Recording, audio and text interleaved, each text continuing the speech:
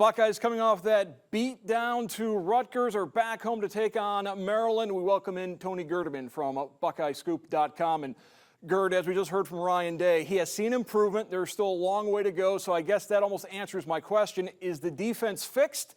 Maybe, maybe not. I think the most interesting thing from today was when he was asked, essentially, do you have confidence now in your defense going up against the passing attack of Maryland?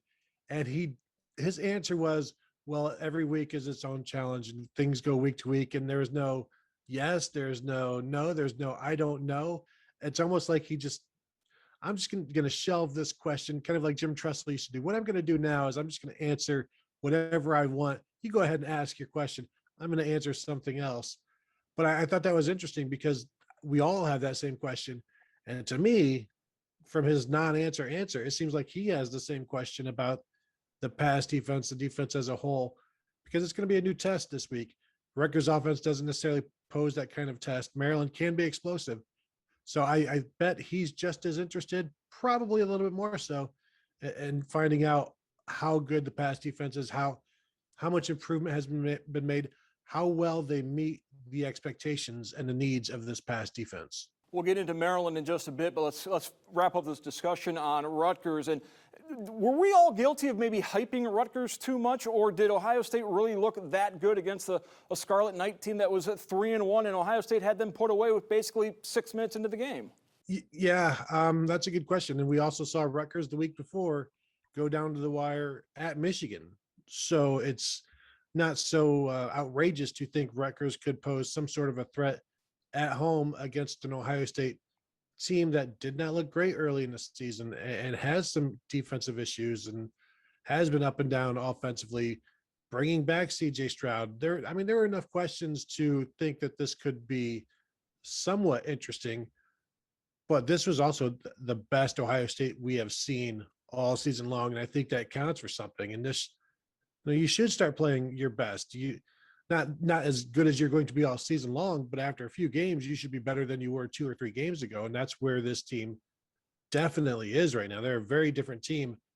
I would love to see what the line would be for Ohio State and Oregon once again, because I'm guessing Ohio State would be a pretty decent favorite once again over Oregon. And I think things would turn out much differently this time now that it's a defense that knows more about itself, is more comfortable in its own skin, is being asked to do things that it's capable of doing, and the pieces are just starting to fall into place.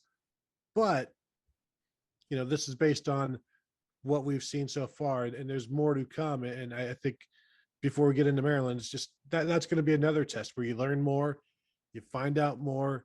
Okay, we were right that the defense has improved, but it hasn't quite improved as much as we thought, or no, yeah, this is all trending in the correct direction. Since you brought up the Ducks, let's circle back to what happened to Oregon this weekend as they lost to Stanford. Big picture-wise, I think there's maybe a thought that Ohio State needed Oregon to go undefeated, because if it comes down to a last spot and you got a one-loss Oregon and a one-loss Ohio State, well, Oregon beat Ohio State head-to-head. There's a lot of football to be played before we get to all these permutations, what may or may not happen with the college football playoff. But the fact of the matter is, Stanford upsetting Oregon does not help Ohio State. Well, it really depends on how you want to look at it, because if Cincinnati stays undefeated and you've got Alabama and Georgia, like those 3 teams seem like they're going, and an undefeated Oregon keeps Ohio State out. So this might be part of the crack in the door that the Buckeyes need. We've seen the committee side with teams that have back in 2014 with TCU and Baylor. I forget who beat who, but the team that had beaten the other was behind in the rankings. So the committee does what it wants to do. I also think it matters how things go from here on out. If Oregon wins out, what do their wins look like? If Ohio State wins out, what do their wins look like? All along, I felt like Ohio State didn't need Oregon to lose twice, but they do need them to lose in certain ways, and maybe a bad loss. Not that last week's loss was as bad as it could have been, but also Ohio State needs to win well and look good doing it, and convince the committee that Ohio State poses a bigger threat to Alabama or Georgia than Oregon would. So, yeah, at this point now you Buckeye fans need to be all in rooting against Oregon just to get them out of the way. And, oh, by the way, you might want to root against Cincinnati for a bit too. And Ohio State will have some opportunities to impress the college football playoff committee because you look at what's going on at the Big Ten right now. Iowa, Penn State, both in the top 5. They meet this weekend. Michigan is top 10. Michigan State is undefeated. So Ohio State, if they can win out, will have some signature victories to hang their hat on as long as they continue to play well. And according to Ryan Day, to play well, they've got to practice well. So there is some opportunities for Ohio State. Definitely. And to go back to Oregon real quick, the best team left on their schedule is UCLA. That's the last ranked team on their schedule. Ohio State is going to have run through a bunch of teams that could be top 5, top 10, and building that resume. And by the time they get to the 3rd or 4th rendition of the college football playoff poll, that loss to Oregon is going to be so far away. I think we've already seen them jump Oregon in the coaches poll. So they're, things are moving in that way. But yeah, this is going to be an Ohio State team that will be well tested. And not that any of these Big Ten teams are, flawless. Penn State certainly isn't, Iowa isn't, and yet these are 2 top 4, top 5 teams based on the fact that they have been winning and defensively looking really, really good. And also there are not a lot of great teams right now. Teams are losing. And so the teams that just keep winning, keep moving up. And so there's going to be some opportunities for big wins that the committee can't deny. And also if the Buckeyes look good doing it, that's going to mean even more. If they just win by the skin of their teeth, that's fine. But if they really, really, really want to distance themselves from Oregon while maintaining the same record, beating a Penn State 42-13, something like that, would carry much more weight than a 13-10 type of win. So Ohio State's defense has improved. One way we have seen that has been the way they have forced turnovers, the way they have forced those turnovers and converted them into points. We saw another pick 6 last week, and now they take on a Maryland team that turned the ball over 6 times against Iowa on Friday night, a game that we thought might be competitive, but the Iowa defense just completely shellacked the Terrapins. So you got a Maryland team coming into Columbus a little bit shell-shocked, and an Ohio State defense playing with some confidence, being able to force turnovers. Yeah, it's going to be pretty fascinating to see which Talia Tagovailoa we see. Is it the guy who threw 5 interceptions and just looked completely lost that entire Iowa game? Or is it the guy who went into that game with, I think, 10 touchdown passes and 1 interception, throwing for 340 some yards per game and leading the Big Ten in passing?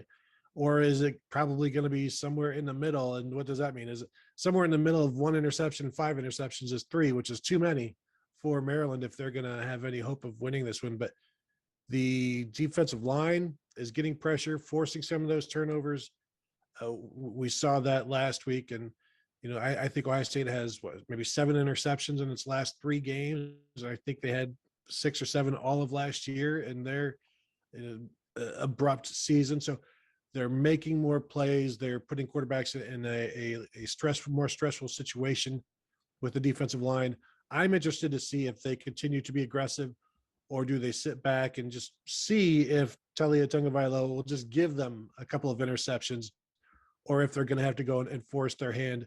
But it's going to be fascinating because this is going to be the first big time test for Ohio State's new secondary. I'm looking forward to seeing how it shakes out. They've got all of the individual skill there. It seems pretty good, but let's see it all work together. The communication, the trust, the complementary defensive stylings that Ohio State will do with their safeties, and let's just see how it works. But yeah, it's going to be the biggest test for the secondary so far. We go back 4 years ago, the last time Ohio State's defense really struggled. They got into that epic shootout with Maryland, in which Maryland almost upset Ohio State. Are you expecting another game like that where it's 48-46, or has the defense made strides enough that we don't have to worry about this being a shootout type game? I think I am buying into the defense. Now, I'm not expecting another, 52-13 type of thing that we saw against Rutgers. I do think they can force some turnovers and force some incompletions, but I also expect that Maryland will score some. I haven't really thought about a score, but maybe like a 52-27 type of thing. Is that considered a shootout? I don't know.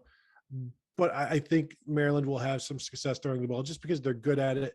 They have skill. They've got good receivers, even though they lost one of their top receivers, Dante Demas, to a leg injury. But they still have other guys. They have guys that Ohio State is aware of and know about, and they can run the ball a little bit. They just they do enough, and they also have skill after the catch. So it's going to require, obviously, great coverage, great tackling, and the kind of pressure that you saw from Iowa. And they don't really need to do anything special. Iowa, they just got after him with their front four and let everybody else behind them make plays, and they did. And that's another thing. The Buckeyes just need to make plays that are available to them. All right, thank you very much, Tony Gerdeman from BuckeyesScoop.com. Buckeyes and Terrapins, a high noon showdown in the Horseshoe this coming Saturday. Thanks, Tony.